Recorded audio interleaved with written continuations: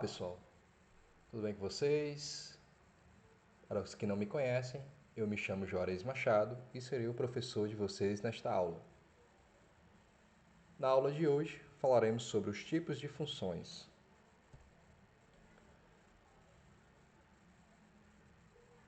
Para facilitar, ajudarei a identificar as funções observando algumas de suas características ou propriedades. Destacamos 3 tipos de funções: a função sobreobjetora, a função injetora e a função bijetora. Começando pela função sobrejetora, podemos definir que é quando o contradomínio for igual à imagem. Vamos observar isso com um exemplo. No exemplo 1, temos o conjunto A e o conjunto B. Já nas aulas passadas, já discutimos que o conjunto A representa aqui o conjunto domínio e o B o conjunto contradomínio. E os valores que estão dentro do contradomínio, que estão ligados aos elementos do domínio, nós chamamos de imagem. Tá? E a sobrejetora é justamente isso. O número de elementos que estão dentro do contradomínio é o mesmo número de elementos que a imagem desse domínio. Vejam aqui que o 1, o 3 e o 5 são a imagem do conjunto A. E também são os mesmos elementos que estão presentes no contradomínio. Então, são iguais os números de elementos. Logo, essa função é uma função sobrejetora.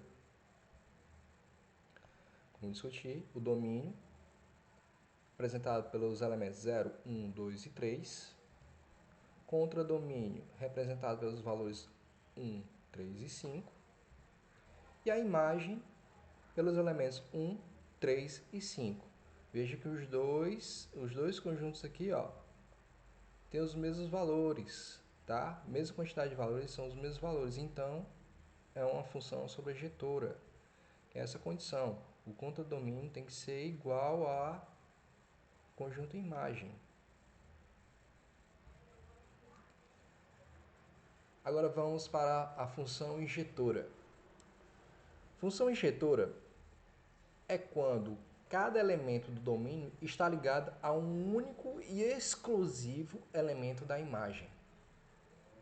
Vamos olhar aqui, observar no exemplo 2.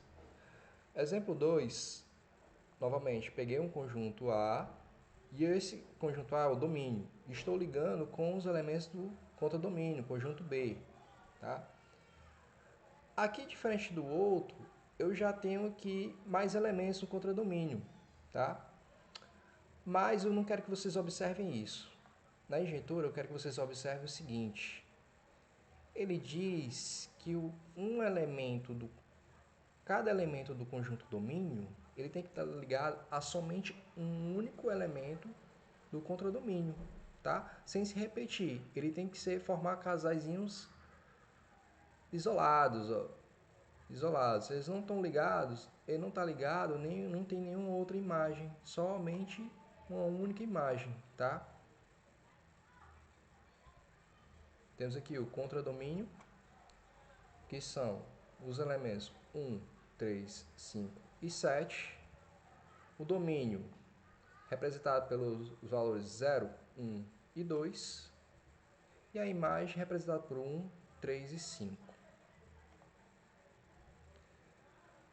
Como falamos, a injetora tem que ser o quê? O domínio tem que ser diferente do conjunto imagem. Como assim? Cada elemento tem que ter o seu próprio elemento, tá?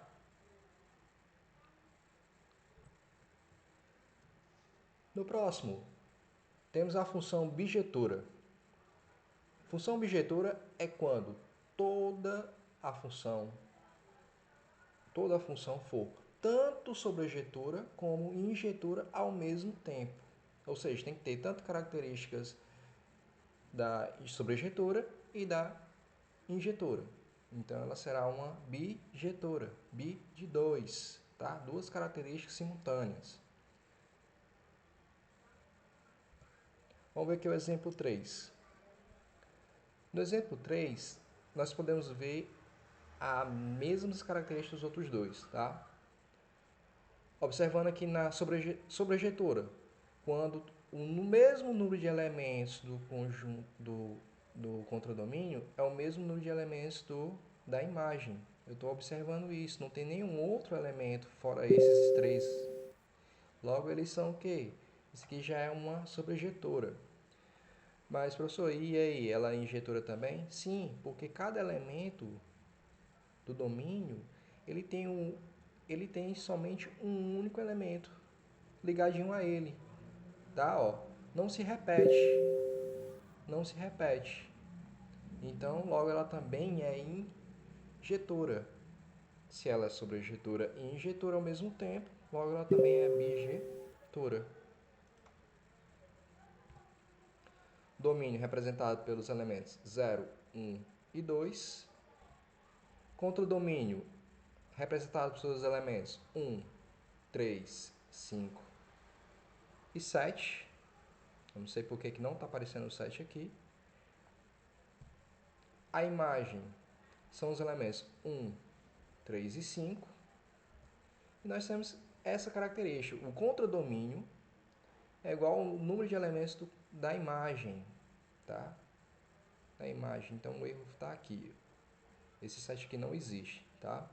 Então era para ser só 1, 3 e 5. E aqui 1, 3 e 5, tá? E a outra característica que deixa ela sendo injetora, o domínio diferente da imagem, tá? Cada elemento do domínio só tem um elemento ligado somente a uma imagem, ok?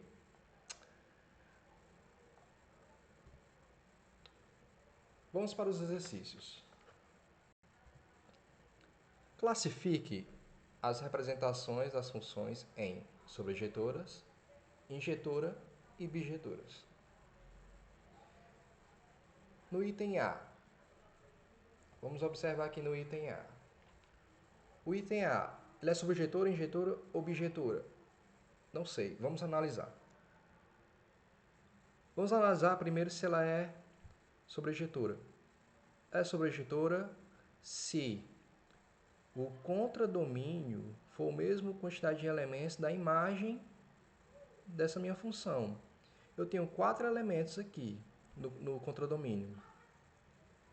E ela também, esses 4 elementos, também são a imagem, porque os 4 elementos estão ligados, cada um ao elemento aqui do domínio. Então ela é sobrejetora, tá? Até aí tudo bem. Vamos ver se ela é injetora. Vemos que cada elemento do domínio está ligado a um elemento do conjunto B, do contradomínio, e não se repetem, tá? Cada um está com um específico. Logo, ela também é injetora. Então, se ela é tanto sobrejetora e injetora, então podemos dizer que essa função é bijetora, porque apresenta tanto características sobrejetora como injetora ao mesmo tempo. Os números de elementos da imagem é igual aos elementos de B, o contradomínio, e cada elemento de A está ligado a um só e exclusivo B, exclusivo elemento do contradomínio. No item B, podemos dizer que ela é injetora, porque cada elemento de A só está ligado a um único elemento de B. Mas, professor, ela também é sobrejetora? Não.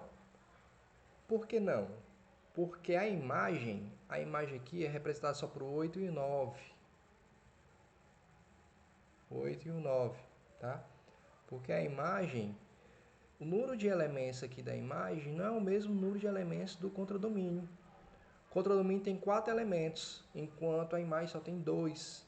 Para ela ser bijetora, ela teria que ser sobrejetora nesse sentido. Ela teria que estar ligada a todos os elementos, estar ligados a conjunto A. Mas como não está, está sobrando 2 aqui, então ela é somente injetora.